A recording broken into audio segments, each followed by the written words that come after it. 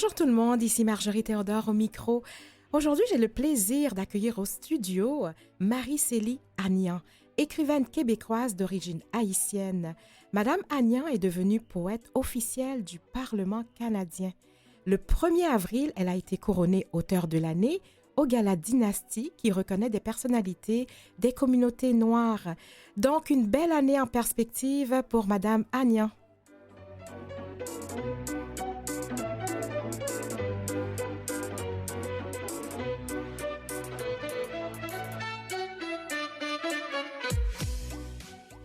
Bonjour Marie-Céline Agnan. Bonjour Marjorie, comment allez-vous? Très, très bien. Oui. Puis merci, bienvenue à Vivement les femmes.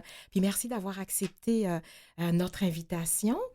Et puis, Madame Agnan, déjà en début d'émission, j'ai une surprise pour vous. Ah, vraiment, j'adore les surprises. Alors voilà, nous avons demandé à Marie-Madeleine Raoul, Ah, directrice des éditions de la Pleine Lune, de vous présenter. oh mon Dieu. Les éditions de la Pleine Lune ont publié le recueil de poésie Femmes des terres brûlées, qui a gagné un prix littéraire prestigieux, et le recueil Nouvelles d'ici, d'ailleurs et de là-bas. Donc tout de suite, Marie-Madeleine Raoul, bonjour. Bonjour, Puis merci d'avoir gardé le secret. ça me fait plaisir Alors, d'être là. voilà. Donc, je vais vous demander de présenter Marie-Célie Agnan et puis dites-nous aussi dans quelles circonstances vous l'avez rencontrée. Alors, bonjour à Marie-Célie. Bonjour Marie-Madeleine, mon Dieu, quelle surprise. Je t'ai parlé il n'y a pas longtemps, enfin, à plusieurs reprises cette dernière semaine. Ouais, Bon, enfin, bref, je suis contente de t'entendre. merci. Nous nous sommes rencontrés, Marie-Célie, il y a de nombreuses années dans les salons du livre. J'ai toujours admiré tes écrits et tes interventions. Depuis plus de 10 ans maintenant, tu fais partie des autrices de la Pleine Lune et la maison d'édition est très honorée de t'avoir. Tu es, je dirais, c'est ta liberté de penser, ton authenticité, ta franchise, ton courage, ta grande sagesse et ton humanisme méritent toute notre admiration. Tu es une grande dame de notre littérature et une grande amie. À la fois poète, nouvelliste et romancière, Marie-Célie Agnan écrit avec la justesse et l'intelligence du cœur pour dénoncer les injustices, les vies brisées des mères et des filles, les souffrances et les tourments des exploités. Elle pose un regard lucide et plein de compassion sur la condition humaine, l'exclusion, la misère, le désarroi, la trahison, les guerres. Ses écrits ébranlent bien des préjugés. Je dirais que toute jeune, Marie-Célie a dû quitter Haïti et s'est installée au Québec où elle vit depuis. Elle a perdu le territoire de son enfance et comme elle le dit, la liberté de penser et de créer est devenue son territoire. À travers ses livres, elle nous montre qu'on peut être d'ici, d'ailleurs ou de là-bas, mais que notre humanité commune est universelle et surpasse nos différences. Et cette dimension de notre appartenance à une humanité commune universelle me paraît d'une importance vitale, surtout à notre époque où on classe et divise trop souvent les êtres humains en catégories. Mhm. Alors, je salue Marie-Célie Agnan et qui est tout mon respect, mon admiration et mon amitié. Mon Dieu, c'est très émouvant, Enfin, j'accepte, j'apprends à accepter, vous voyez, ce genre de choses. C'est assez difficile, malgré toutes ces années, d'entendre Oui. parler de moi, mais je te remercie, Marie-Madeleine. Enfin, tu sais combien j'ai moi aussi de l'admiration pour toi, toutes les luttes que tu as menées depuis plus de 40 ans où tu es à la barre de cette maison d'édition. Merci beaucoup. Merci à toi. Alors, quelle belle introduction. Donc, Marie-Madeleine, vous êtes directrice des éditions de La Pleine Lune. Donc, lorsque vous avez reçu les épreuves des livres que vous avez publiés, euh, qu'est-ce qui vous a interpellé? Pourquoi vous avez dit oui? Je dirais que c'est en fait la langue de Marie-Célie est superbe. Mhm. Elle résonne en nous comme Françoise Naudillon l'écrivait dans le fond dans sa postface du livre Femmes des terres brûlées. Oui. Euh, Sa voix, sa langue, sa poésie résonnent en nous vraiment comme un bruissement sourd, une rumeur que nous croyons taire à jamais. Elle est, enfin, prenant un extrait de son poème Mhm. dans Femmes des terres brûlées toujours, Marie-Célie Agnan disait cette chape de plomb sur les paupières du monde, Mhm. ce que dans le silence et par le silence nous ignorons. Mhm. Donc son écriture, c'est d'enlever cette chape de plomb, d'ouvrir les yeux. Donc c'est ce côté, son grand humanisme et aussi toute la musique de sa langue. Je Mhm. pense que on ne peut pas ne pas être, comment je dirais, ébranlé, oui, Oui. euh, parce que c'est vraiment une, une authenticité dans les propos Mhm. et vraiment c'est une poésie très forte. D'ailleurs, euh, le prix Alain Grandbois lui a été décerné qui signale la qualité, la grande qualité de son écriture. Mhm. Oui. Puis pour terminer, Marie-Madeleine, qu'est-ce que vous diriez aux auditeurs et auditrices qui nous écoutent pour motiver une lecture d'un livre de Marie-Célie Agnan? Je vais peut-être me répéter, mais ce que je dirais, c'est comment elle nous montre qu'on peut être d'ici, d'ailleurs ou de là-bas et que on a une humanité commune, universelle. Oui. Soit blanc, noir ou autre. C'est cette quête de vraiment d'être ensemble, de lutter, de ne pas admettre aucune injustice, Oui. rester les yeux ouverts. Mhm. Et c'est ce qu'elle nous apprend. Et ces livres sont vraiment des ouvertures sur toutes les injustices qu'on essaye d'ignorer le plus souvent. D'accord. Mais merci beaucoup, Marie-Madeleine Raroul, directrice des éditions de La Pleine Lune. Donc, une riche introduction de Marie-Célie Agnan qui nous donne le goût de la suivre et de la lire. Alors, Marie-Célie, on laisse aller Marie-Madeleine. Avez-vous un petit mot à lui dire? Eh bien, c'est quelque chose que je lui ai déjà dit. Elle est quelqu'un de très précieux pour moi. Oui. Je te remercie encore une fois, Marie-Madeleine. C'est plus qu'une éditrice maintenant, c'est quelqu'un que j'aime. Oui. Au revoir. Au revoir. Au revoir. Merci.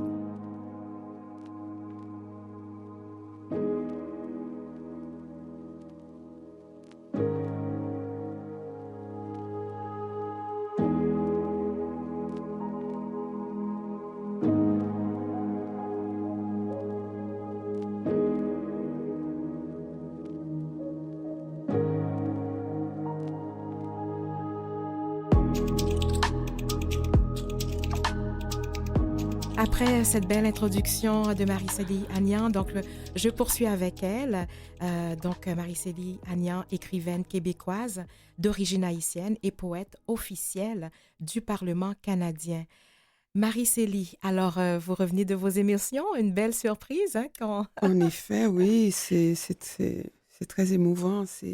Comme je te disais, j'ai j'ai toujours ce mal de... Il faut apprendre à accepter ce genre de truc. Il faut Oui, apprendre et c'est difficile. C'est oui, difficile de se retrouver. J'ai l'impression des fois d'être dédoublée. Il y a oui, oui, je quelqu'un dont comprends. on parle, puis il y a moi. C'est ça, c'est... Et c'est un peu perturbant, quoi. Voilà. Ouais, je comprends. Bon, il faut... Accepter ce Oui, que les autres voient de nous et que peut-être parfois on a de la difficulté à voir. oui, parce que je fais ce métier, mais je, il arrive il y a des publics face auxquels je me sens très, très bien. Par exemple, Oui. le public des jeunes, des enfants, Mhm. il y a une connexion qui se fait de manière très, très naturelle. Mais j'ai toujours été une personne assez, comment dire, retirée, assez, comment dire, privée, Privé. assez timide aussi quelque part, vous Oui, voyez, ok. oui, qui se Mhm. protège en Oui, quelque je sorte. comprends. Et ça ne paraît pas parce que quand je me sens à l'aise avec quelqu'un, Oui, ben, je suis très ouverte. oui, Mais autrement, alors voilà, je pense que c'est ce qui arrive. c'est ça. Oui. Donc, maintenant, j'aimerais ça que vous nous parlez ben, du chemin qui vous a conduite au Québec, donc du parcours migratoire. Bon, c'est un parcours migratoire, c'est-à-dire c'est un chemin qui a débuté pas parce que moi, Marie-Célie, j'avais fait le choix Oui. de quitter Haïti, mais c'était à l'époque une décision familiale. J'étais quand même jeune, Mhm.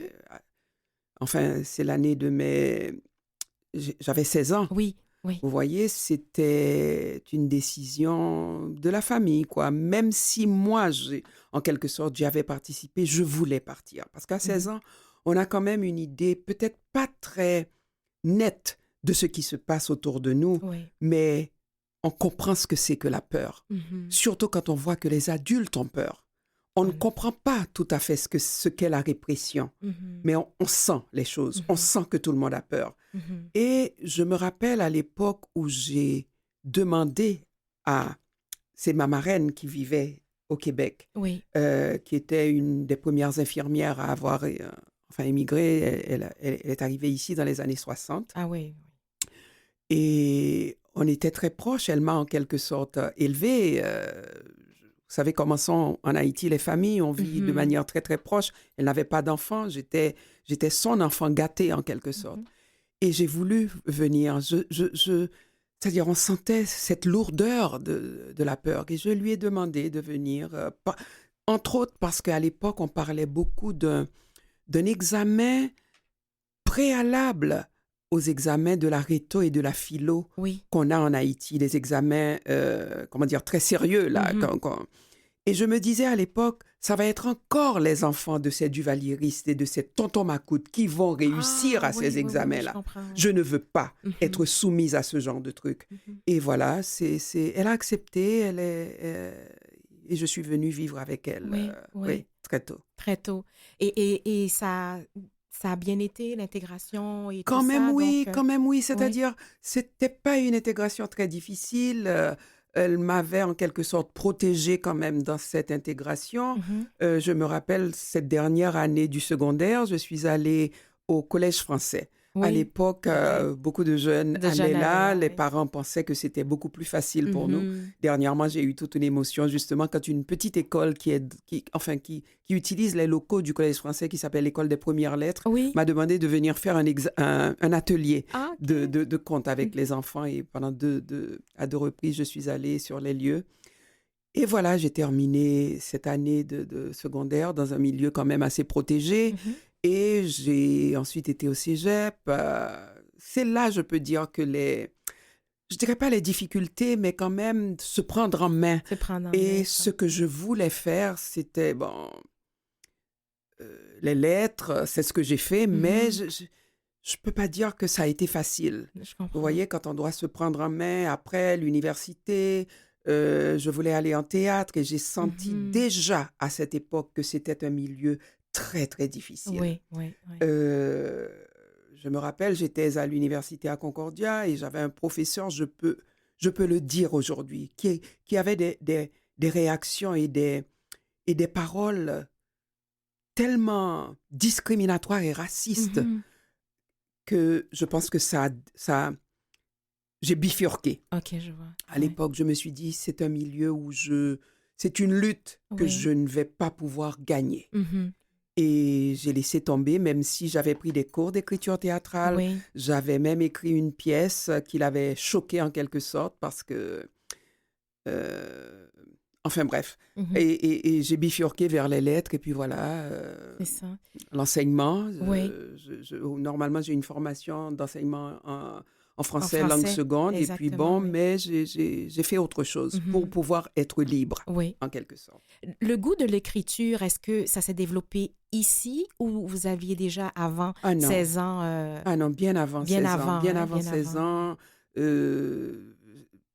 C'est-à-dire, les personnes qui étaient à l'école avec moi ne sont pas étonnées de Ah voir oui? que que je fais ce métier. C'est tout ce Mhm. qui m'intéressait, Oui, je vois. lire et écrire. Mhm. Et bien sûr, les choses qui me ramenaient à l'écriture, qui me permettaient de rêver, comme je me Mhm. rappelle comment j'aimais beaucoup la géographie, l'histoire. Oui. Tout ça, c'était comme des prémices, vous Oui. voyez.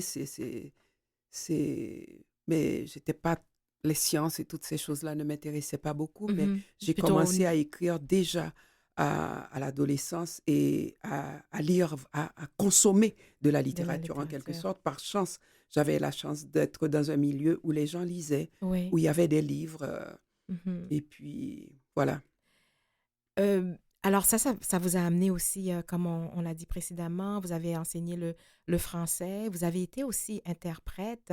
Et puis, quelle trace ces deux professions ont-elles laissé dans votre parcours? Ah, beaucoup d'empreintes. Oui. Dans le sens où j'ai commencé à travailler comme interprète dans le milieu social, Mhm. avec les immigrants de l'Amérique centrale, des Haïtiens également.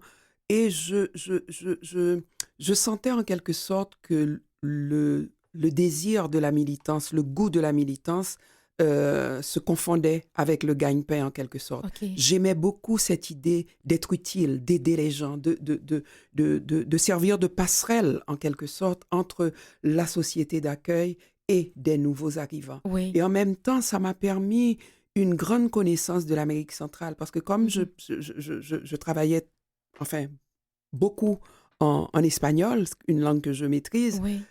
j'avais à cette époque, j'ai débuté dans cette voie déjà dans les années 80. OK.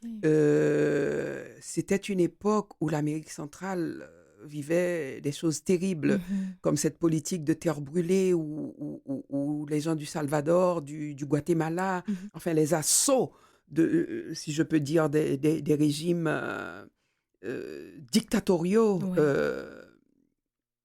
enfin de toute cette période. Mhm. Et ils arrivaient, beaucoup de réfugiés arrivaient, il y a les années 70 aussi, la fin des années 70, où arrivaient les Chiliens. Mhm. J'ai été très, très proche aussi de cette communauté. Et je peux dire que tout mon travail porte les traces de toutes ces années, vous voyez, Oui. non seulement du contact avec les gens, mais de cette connaissance de ces lieux Oui. auxquels je sens que j'appartiens. Parce Mhm. que je dis souvent que je suis née en Haïti, mais je suis de toute cette Caraïbe, de toute cette Amérique centrale, j'appartiens à ces lieux Mhm. également. Mhm. L'identité pour moi n'a rien à voir avec ce territoire particulier où je suis née, mais plutôt à cette conception du monde tel qu'il Oui. est séparé. Oui. Je suis de ce monde des gens opprimés qui ont Oui. dû quitter leur pays. Je me retrouve dans le guatémaltèque, je me retrouve dans la personne du Salvador, je me retrouve dans tous ces gens Mhm. qui souffrent, qu'ils soient de l'Afrique, qu'ils soient de partout, vous voyez, Oui. c'est mon identité. Oui.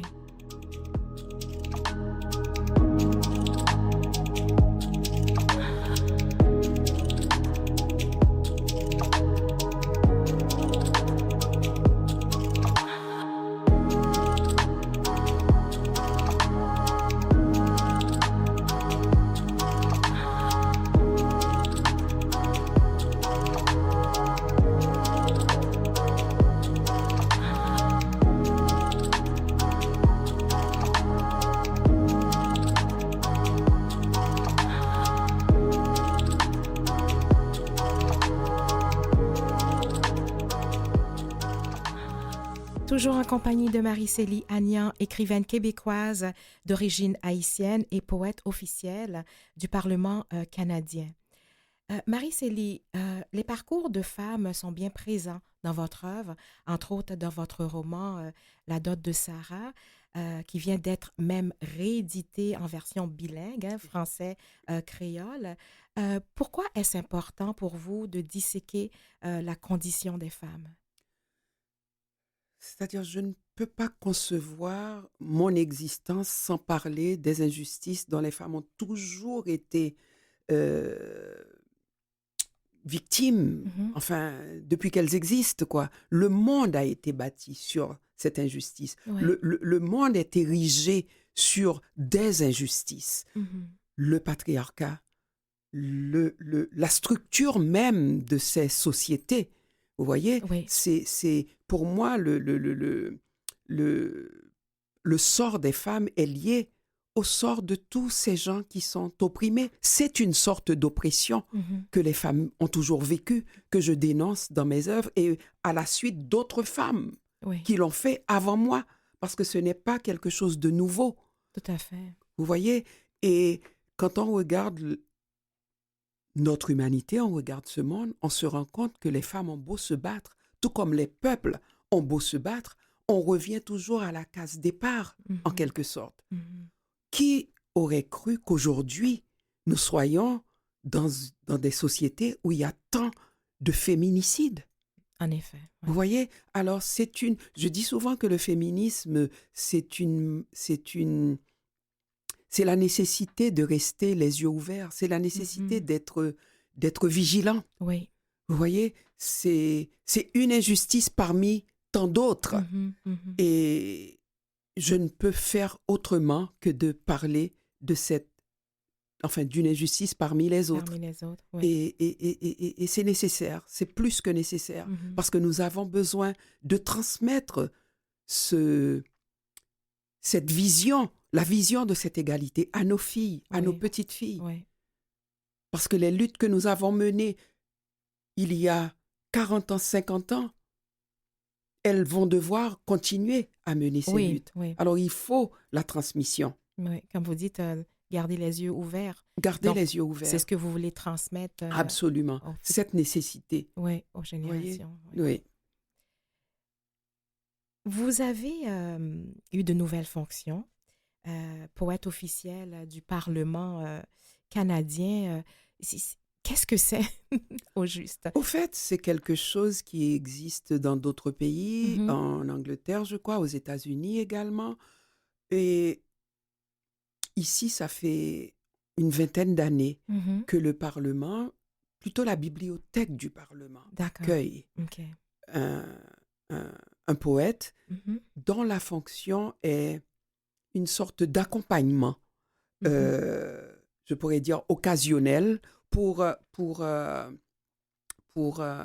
soit, comment dire, répondre à une demande qu'on lui fera d'écrire un texte pour une occasion Oui. particulière, Oui. donner une place à la poésie dans un Mhm. environnement où on n'est pas habitué à entendre de Tout la à fait. poésie, Mhm. ou encore suggérer certains livres qui peuvent être inscrits à cette bibliothèque du Mhm. Parlement qui est très riche, mais qui contient surtout des livres sur ce qui concerne la politique. Exactement. Mais il y Oui. a quand même un espace pour accueillir d'autres auteurs. Voilà, c'est la fonction de ce poète. Vous voyez, je Oui. trouve ça quand même intéressant que des personnes qui peut-être ne porteraient pas attention à la poésie Oui. soient intéressées par la poésie, qui n'est pas quelque chose de banal, dans le sens où il y a un poète espagnol qui dit que la poésie, c'est une arme pour le futur. Oui. Elle peut remplir tant de rôles et elle a déjà rempli tant de rôles, la poésie. Mhm. Un des poètes qui m'a le plus inspiré dans mon parcours, c'est García Lorca. Oui. Federico García Lorca, qui est non seulement poète, mais un homme de théâtre, mais qui n'est pas un poète banal, Mhm. qui est un poète qui a payé de sa vie son engagement En effet. social, Mhm. vous voyez? Et c'est dans ce sens que je pense que le Parlement accueille quelqu'un qui peut faire une lecture de de poésie. poésie. Puis, euh, je dirais même, parce que j'avais envie de vous poser la question, est-ce que vous comptez l'enrichir d'œuvres sur la diversité, de la diversité, je veux dire? Est-ce que le rôle va jusque-là? oui, Oui, c'est-à-dire je OK. peux les proposer. Je ne sais pas Mhm, comment ils seront accueillis. mhm. Euh, je peux inviter des poètes, vous Oui, voyez, à oui. aller faire une lecture. C'est OK. une manière comment dire, de les introduire en ce lieu. Mhm. Je peux décider de faire comment dire, de mettre de la poésie en En ligne. ligne, Mais oui. moi, j'aimerais plutôt, pendant ces 2 années, parce que Mhm. c'est un mandat pour 2 ans, inciter des jeunes à écrire de la poésie, Oui. inciter des jeunes à donner à dire ce qu'ils pensent du monde dans lequel nous vivons Mhm, et proposer à ces gens du Parlement mhm. d'écouter les jeunes. Vous voyez? Oui. Alors, c'est ce que je voudrais faire. Dans ce sens, je voudrais prendre contact avec des professeurs que je connais déjà dans les classes des jeunes, des enfants entre 9 et 12 ans, par Oui. exemple, Oui, oui, je vois. et écouter ces jeunes, leur Mhm, vision du monde. mhm. C'est ce que je voudrais Ca- pouvoir réaliser. Réalisé au bout de Voilà. 2 ans. Parce qu'il faut Oui. choisir également. Oui, parce que On ne peut pas tout faire. c'est quand même 2 ans, c'est quand même court, hein. C'est quand même très court. Mhm. C'est quand même très court. Est-ce que ça demande d'avoir un bureau à Ottawa ou Ah ça non, se pas fait du tout. à, Je, à distance? pas du tout. Je ne Oui, crois pas que j'aurais accepté la nomination s'il fallait que je bouge, que j'ai un bureau, que je me je sente... comprends. Non, non, c'est quelque chose qui se fait en toute liberté. Mhm. Et puis, on n'a aucune obligation. Ça a été très clair, vous voyez. C'est-à-dire, OK. on peut toujours nous demander, Madame Agnan, voilà, il y a telle occasion, est-ce que vous sentez capable d'écrire un texte pour nous? Et Mhm. c'est à moi de dire si oui, je peux, sinon je ne peux pas. Il n'y a pas d'obligation, Ah, d'accord. absolument OK, aucune. parfait. Au fait, c'est plutôt une nomination, c'est plutôt une distinction, Une quelque chose. distinction, je Voilà, comprends. Oui, voilà. Il oui, n'y a oui. pas je ne suis pas un employé du Parlement. Oui, Vous OK. voyez, j'ai accepté avec beaucoup de gratitude Oui. c'est-à-dire cette fenêtre qui s'est ouverte sur mon travail, Mhm. mais je ne suis pas employé par le Employé. Parlement, non. C'est une gracieuseté, je Oui. pourrais dire. Voilà.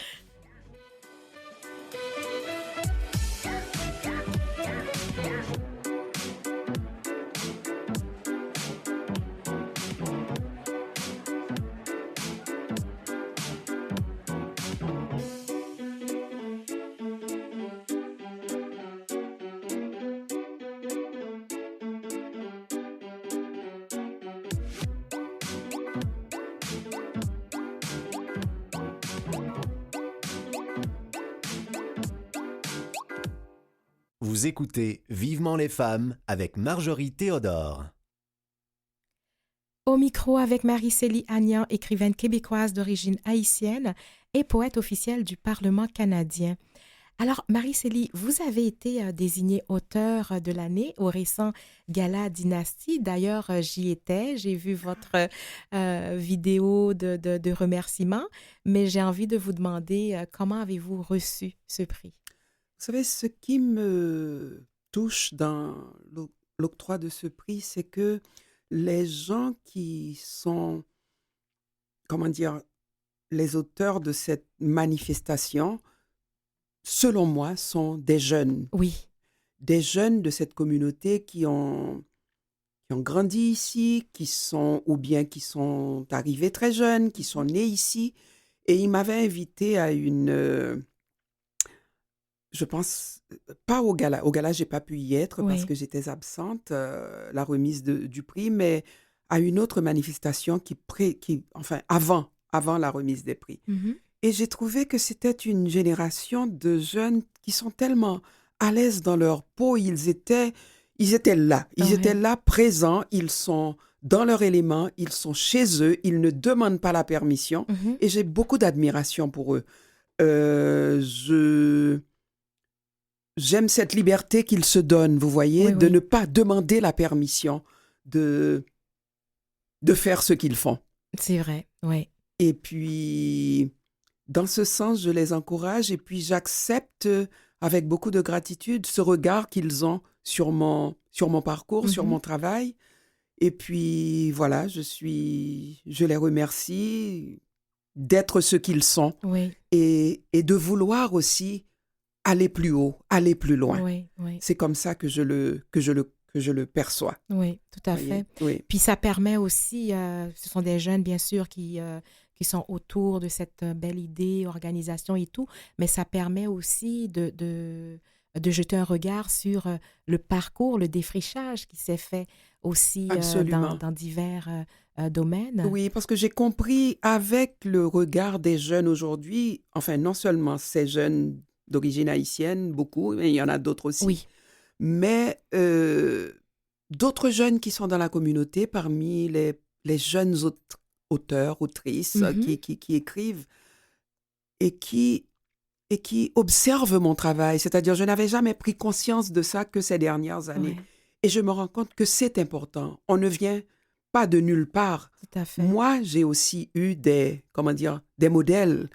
Et, et c'est dans ce sens-là que je trouve ça important. Ouais, Enfin, que j'ai un autre regard sur mon travail. Ce n'est plus quelque chose qui me concerne uniquement moi-même, mhm, mais il y a aussi le regard de ces jeunes qui, oui, pour moi, euh, est important. mhm, Euh, L'espoir que ça peut susciter chez eux, le courage que ça peut leur donner, c'est maintenant que je le comprends vraiment dans le oui, regard de ces jeunes qui ont observé ma oui, trajectoire et puis qui se sentent inspirés mhm. en quelque sorte parce que ça a Ah, demandé quand même du courage, ça a demandé quand même du travail, ça a demandé beaucoup de choses dont ils s'inspirent sans doute. Et exactement. puis voilà. Oui, oui. Oui. Vos écrits ont dépassé les frontières. Hein. On n'est pas seulement au Québec. Quelles sont les frontières que vous avez franchies? Vos livres sont traduits. Est-ce qu'ils sont traduits dans plusieurs langues? Oui. Mhm.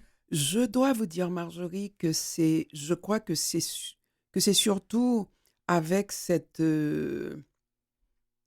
chance que j'ai eue d'avoir franchi Oui.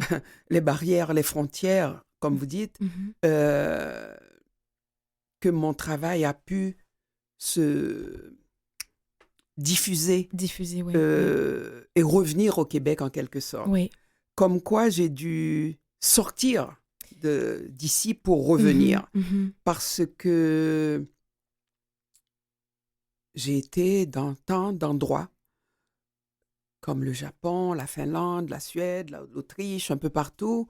Et je me rappelle au tout début de certains professeurs, et je dois expliquer comment est-ce que ça a Oui, pu se produire. oui. C'est surtout parce que mes textes ont commencé à être lus dans les départements d'études francophones et françaises Oui. aussi, des universités, parce Mhm. que c'est ce qu'on appelle c'est ce que j'appelle les espaces littéraires. Oui. Parce qu'il y a différents espaces littéraires. Il y a des espaces où on voit des gens qui sont toujours dans la télévision ici, qui sont Mhm. toujours dans les journaux, qui sont ceux dont on parle, ceux qui sont, enfin, je sais pas, les vedettes, les Oui, seuls, mais il y a d'autres espaces littéraires dans lesquels on peut se développer. tout à Et ça, fait. j'ai fini par le comprendre. Oui, oui. Les professeurs de français, les professeurs de littérature, je leur dois beaucoup dans le Mhm. sens où ils se sont très tôt intéressés à mon travail. Oui. Dès la parution de ce premier roman, La Dot de De Sarah, Sarah, oui, j'ai oui. commencé à voyager. Je me rappelle la première fois où on m'a invité à faire une tournée des universités aux États-Unis. J'ai fait 12 présentations Oh. dans l'espace d'une quinzaine de jours. Et j'étais accompagnée par le délégué de la délégation du Québec Mhm. au cours de c'était une tournée dans le Midwest américain. À la fin, je lui ai dit, ne me dites pas où je vais, dites-moi à quelle heure je dois être prête, je vais me préparer. Oui, oui. Et puis, bon, comme j'aime le contact avec les jeunes qui, vous voyez, et ce sont de très jeunes étudiants dans les universités. Et depuis lors, mon travail ne s'est jamais arrêté Arrêtez, ouais. dans ce domaine Mhm. universitaire. Ben ouais. Et dans ce que j'appelle ces espaces littéraires, il y a tout ce qu'on appelle les colloques des organisées par Oui. les universités Oui, et tout tout, à où fait, j'ai toujours oui. été présente et ses professeurs Mhm. aussi. Et c'est ce qui a pu faire voyager mon Le travail travail, depuis c'est ça. plus de 20 ans. Marie-Céline, je vous écoute et puis c'est pas la première fois que j'entends ça, hein, que il faut aller à l'extérieur avant que on soit reconnu au Québec pour même, je dirais, diverses au niveau culturel, que ce soit dans l'humour, dans les pièces de théâtre ou dans les livres. Ça semble être un passage obligé. Enfin, je Euh, ne sais trop. Pour moi, c'est encore un peu, je dirais pas un choc, mais un questionnement. oui, Un questionnement. Je dois vous dire, Marjorie, je suis reconnue pour ma franchise, qui souvent dérange. Je, je suis arrivée sur l'échiquier littéraire ici mhm, au, à la, au milieu des années 90, à un oui, moment où très peu de femmes venues d'ailleurs prenaient la plume pour décider qu'elles sont écrivaines. mhm, Et je pense que pendant cette période, pendant une certaine période, j'ai vécu un peu comme quelqu'un dont on s'interrogeait toujours sur ma présence dans certains lieux. Dieu, C'est comme, mais qui est-elle? Qu'est-ce qu'elle fait là? C'est-à-dire, c'est quelque chose qui a changé avec une nouvelle génération oui, d'écrivaines et d'écrivains qui m'accueillent, mais de manière qui ont l'habitude de m'entendre et peut-être qui ont lu de mes textes aussi dans les universités ou au cégep, je ne sais trop, mais l'attitude a beaucoup changé. mhm, Alors que dans les années 90, il y avait, cette génération de personnes qui se sentaient peut-être en compétition avec moi ou oui, qui n'étaient pas toujours très accueillants. mhm, Mais voilà, j'ai su comprendre à un certain moment comment le jeu, vous voyez, oui, comment ça se passait.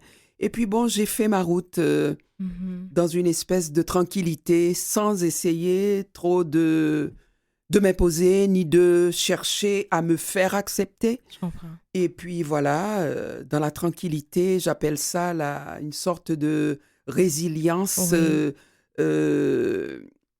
résilience, mais aussi une sorte de force, oui, parce que ça aussi. m'a rendue très très forte. Mhm, Et voilà, le chemin s'est fait de lui-même. oui, un beau chemin vers le succès.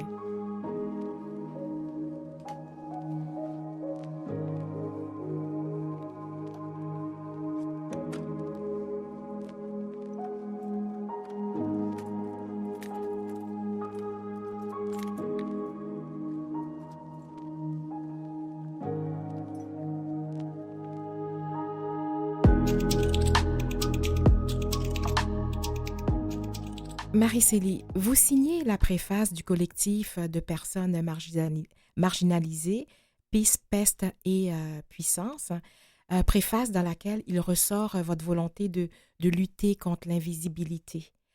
À qui précisément voulez-vous donner une rampe d'éclairage? Une rampe d'éclairage, au fait, ces jeunes femmes, ces jeunes personnes, parce qu'elles sont, je ne les connais pas toutes, Mhm. m'ont expliqué qu'il y a un livre qui précède celui-là, Oui. je, je- dans lequel aucune femme venue d'ailleurs et qui écrit n'était présente. Mhm. J'ai trouvé ça un peu difficile pour elle, vous voyez, et puis elle me disait que j'ai lu finalement une petite préface qui avait été rédigée par les gens qui ont publié ce livre, Mhm. dans laquelle elle s'excusait auprès des personnes racisées et autres, comme quoi on n'avait pas su les trouver pour leur Oui. demander de participer dans des textes sur le féminisme en quelque sorte. Mhm. Et c'est difficile à, à comprendre, à concevoir, Oui. comme quoi il faut toujours reprendre les mêmes Finalement, la luttes, même lutte. les mêmes Oui. luttes en Oui. quelque sorte. Et quand elles m'ont demandé de signer cette préface, je me suis dit que oui, je vais la signer, je vais l'écrire et je vais être le plus clair que possible. Mhm. Il faut continuer cette lutte contre l'invisibilisation. Oui. Qu'est-ce que c'est l'invisibilisation? Tout à l'heure, je vous ai parlé des réticences que j'ai senties dans certains milieux lorsque j'ai commencé. Mhm. Par exemple, une fois, j'ai été invitée par par un groupe d'écrivains, écrivains et écrivaines, pour un colloque. Au cours de cette manifestation, j'avais préparé un texte que je lisais. Pendant que je lisais, Mhm. il y a une poétesse qui, de manière ostentatoire, Oui. s'est mise à faire du bruit, à parler, et tout le monde l'entendait, Mhm. avec un autre poète, et tant d'autres choses comme ça. Tout cela fait partie de l'invisibilisation. Oui, oui. Vous voyez, et je crois que c'est quelque chose qu'il aurait fallu dénoncer hier, qu'il faut dénoncer aujourd'hui, Mhm. et qu'il faut continuer Continuez à dénoncer. à dénoncer. Mhm. Il y a trop de... On vit dans un monde aujourd'hui où, quelles que soient les grandes métropoles ou les pays où nous allons, vous regardez la composition des capitales ou Oui. des villes, c'est comme au Québec, des gens de De partout. partout, en effet. Mais je crois que dans tous ces lieux aussi, il y a des populations qui doivent sans cesse rappeler qu'elles sont présentes. Mhm. Au fait, écrire cette préface, pour moi, c'est non seulement un devoir, Oui. parce que, bon, j'ai compris à un moment donné que c'était un chemin difficile, Oui. qu'il fallait me concentrer, Mhm. ne pas perdre de vue Mhm. que j'avais une tâche à mener. Oui. Parce que ce qui peut arriver dans le phénomène de l'invisibilisation, c'est une manière de vous faire taire. Exactement. Tout comme on a essayé de faire taire les femmes. Mhm. Ce n'est pas d'aujourd'hui qu'on essaie de silencier. Ça, c'est un mot qui n'existe pas dans le dictionnaire, Oui. mais que je pense qu'il devrait être là. Silencier les femmes. Mhm. Je suis en train de lire actuellement un livre qui s'appelle « How to Suppress Women's Writing », Mhm. où depuis les années 1400, 1300, 1200, je Oui. ne sais pas, les femmes ont appris à se taire, ou ont appris à comment dire, à trouver des mécanismes Oui. pour déjouer Oui, l'invisibilisation. comme l'identité, apprendre l'identité d'un homme Exactement, aussi. Oui, exactement. C'est une auteure qui s'appelle Joanna Ross Oui. qui a écrit ce livre. Mhm. Et en même temps, je lis Virginia Woolf. Oui. Vous voyez, on ne peut pas... c'est-à-dire, c'est quelque chose qu'il nous faut continuer à faire. Mhm. Parce qu'il y a eu cette habitude que nous sommes absentes Oui. ou bien que nous sommes pas capables et il faut toujours recommencer. Oui. Alors voilà, c'est dans ce sens que j'ai accepté d'écrire cette préface. cette préface Oui, oui. Et puis de Donc, de toujours rappeler pour ne pas être oublié. voilà, Oui, oui. voilà, en quelque sorte. Vous qui êtes mu par l'intention de transmettre, on le sent, vous avez parlé beaucoup des jeunes et tout ça. Dans la jeune génération d'autrices, avez-vous une fille spirituelle, une personne? J'en ai plusieurs. Plusieurs? Ah, j'en ai plusieurs et je les adore. Ah oui? Ah ouais. oui, j'en ai plusieurs. Je ne sais pas s'il y en a plein qui émergent là, vous Ouais. voyez, avec une parole libre, une Libre, parole généreuse. Ouais. Et il y en a plusieurs qui évoluent au sein de la revue Mobius. Mhm. Je ne sais pas si vous connaissez. Non, pas du tout, Ah, elle ouais. est merveilleuse, cette revue. Il y en a qui sont très, très, très jeunes Mhm. et qui ont cette parole décomplexée, cette parole... ce sont des jeunes qui ont évolué dans des milieux où leurs parents viennent de tous les pays. Oui. Vous voyez, et qui sont aussi d'origine, comme on dit, qui ont de parents québécois, de souche, comme ils se disent, Oui. même si c'est quelque chose que je questionne énormément. Mhm. Il n'y a que les arbres qui soient de souche. Oui, Voyez? en effet. Il n'y a que les arbres. Alors voilà, il y en a plusieurs. Je ne sais pas si vous voulez que je dise des noms, mais elles sont nombreuses. Comme elles sont nombreuses, il- ce que vous aimez particulièrement de ces écrits-là, Leur liberté, leur liberté. leur ouverture sur le monde. Oui. Vous voyez, cette grande ouverture et leur générosité Mhm, aussi. mhm. Parce que sans la générosité, on ne va nulle part. Oui, moi je vois. Dans votre livre, un de vos personnages, Antoine, a dit ce qui suit. Tant et aussi longtemps que j'aurai des mots pour parler de cette violence, je vais le faire. Quand vous regardez la situation sociopolitique actuelle en Haïti, quels mots vous viennent et aussi, est-ce que vous entrevoyez une embellie? Est-ce que vous entrevoyez un changement une lueur au bout du tunnel? Vous savez, Marjorie, souvent on prend Haïti comme un modèle de désespoir. Oui, Moi, je refuse. d'accord. Haïti, c'est un pays, on a tracé le chemin dans lequel ce pays se trouve aujourd'hui. Mhm.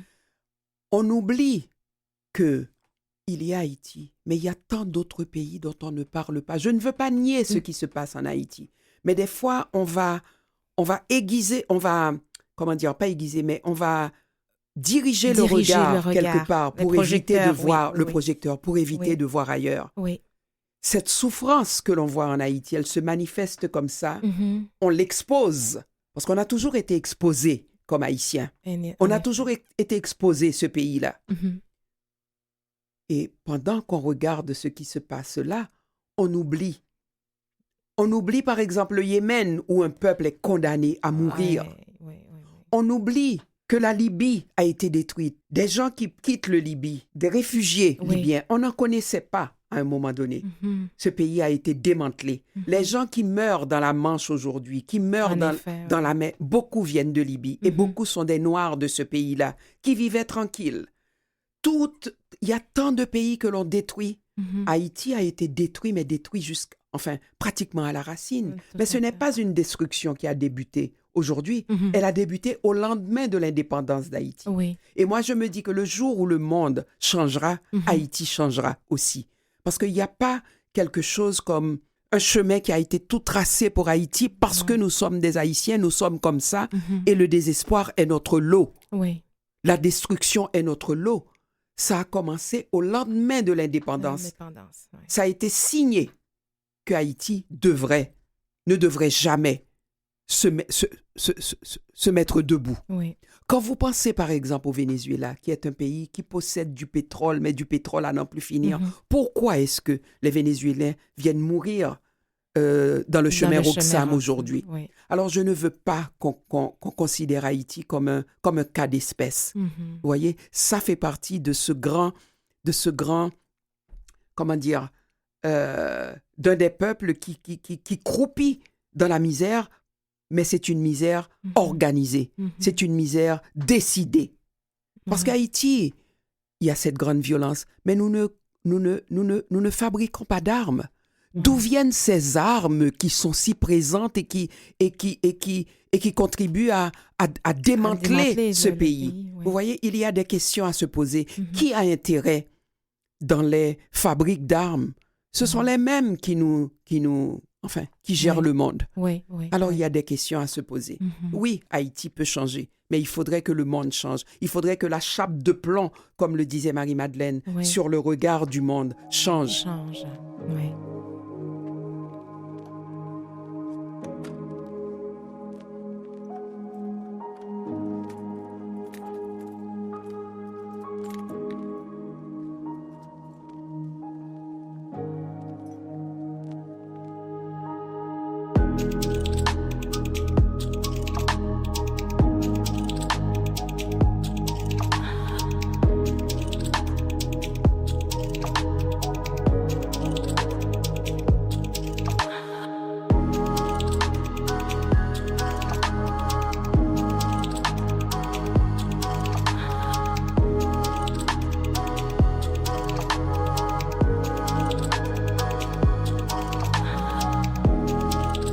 De retour avec Marie-Célie Agnan, écrivaine québécoise d'origine haïtienne et poète officielle du Parlement canadien. Marie-Célie, une belle entrevue. Merci d'être aussi généreuse. Donc, avec votre nouvelle fonction de poète du Parlement, votre prix au Gala Dynastie, votre année 2023 est partie sur les chapeaux de roue. Hein? Elle est belle. Donc, quels sont les autres projets que vous menez? Ah, des projets, il y en a plein. Je m'apprête à partir. J'étais en Guyane française pour une résidence d'écriture. Quand je suis en résidence, je travaille énormément avec les enfants. Je les amène vers l'écriture. J'ai fait écrire des enfants qui ont publié des ouvrages. Oh, wow. En Guyane, en France, à Montpellier, où j'étais en résidence d'écriture à un moment donné. Et là, je pars bientôt, semaine prochaine en Allemagne, à Brême, pour une Oui. résidence d'écriture à l'université de Brême, où je vais travailler aussi avec, dans le département d'études françaises, avec Mhm. pour des ateliers d'écriture avec Parce qu'il Des- n'y a pas meilleur moyen d'enseigner une langue D'enseigner, que oui. de faire écrire des contes, par exemple. Oui. Alors, c'est ça. Mais après, après, au bout de ces 2 mois, lorsque je reviendrai, je compte prendre un peu de vacances parce que ça, Oui. c'est un truc que je ne connais pas, les Oui, hein? vacances. Oui, il faudra que j'en prenne. Et puis après, euh, donner priorité à ce projet d'écriture avec les enfants, d'écriture de poésie Oui. avec les enfants, parce que les jeunes adorent la poésie, Adore si vous ça, oui. saviez. Oui. Est-ce que votre formation comme enseignante vous aide aussi Ah à oui. transmettre? Ah oui, oui, oui. Parce qu'avec des jeunes, c'est différent Ah qu'avec oui, les oui, oui. adultes, hein? J'ai un contact magnifique avec les Oui. enfants. euh, et quand on leur fait comprendre, des fois, j'ai de la difficulté à faire comprendre aux enfants que leur imaginaire, c'est quelque chose, c'est un cadeau, Oui. qu'ils peuvent l'utiliser. Mhm. Parce que on a affaire à enfin, des générations de jeunes aujourd'hui, d'enfants, qui ont oublié ce que c'est que l'imaginaire, Oui. qui sont perpétuellement devant une télévision qui les gave d'images. Mhm. Et quand vous leur contez des histoires, c'est un autre rapport à la langue, c'est un autre rapport au rythme de Oui. la langue. Oui. C'est une manière de leur montrer qu'une langue peut être belle. Oui. Euh, et quand ils écrivent, dans un premier temps, je les laisse écrire. Mais Mhm. après, je leur dis cette même chose que vous dites de cette manière. Essayez de dire dans une langue qui a une musique. Et quand ils Mm. comprennent ce que c'est que la musique Oui. de la langue, ils vous écrivent des choses magnifiques. Alors, Oh. vous savez comment je suis devenue conteuse pour les enfants? C'est parce que quand ils ont mis deux de mes livres Ah, au programme, enfin, des écoles.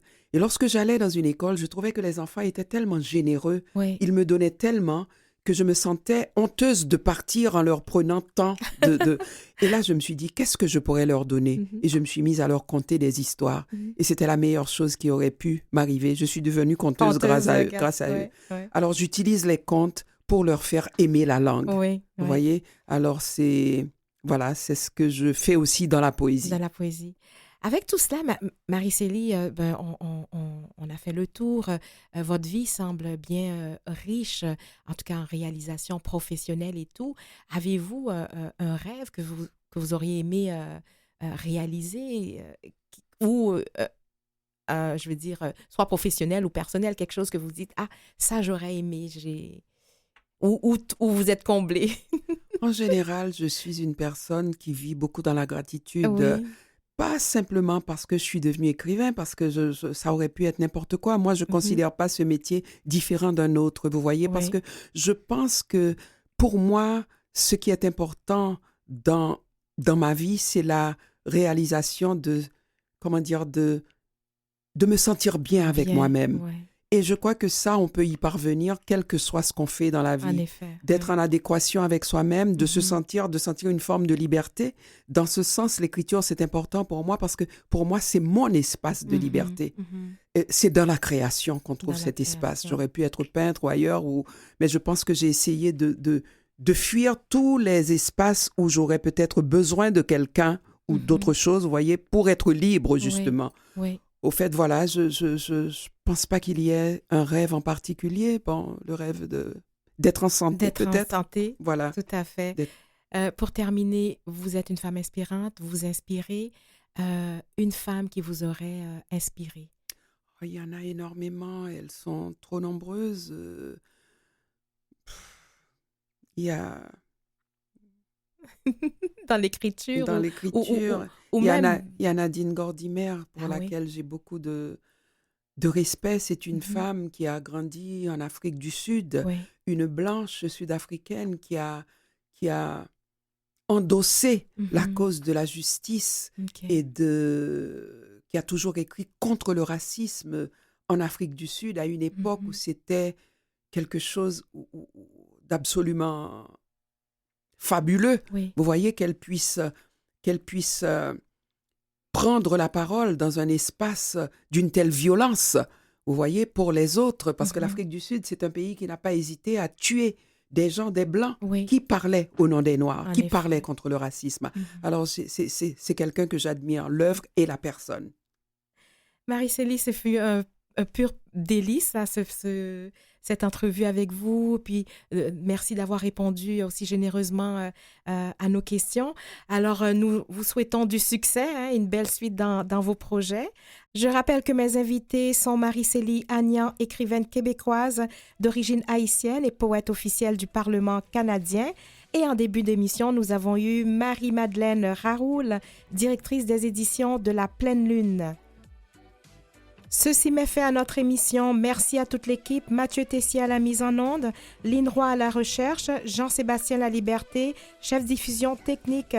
Alors ici Marjorie Théodore qui vous donne un autre rendez-vous la semaine prochaine.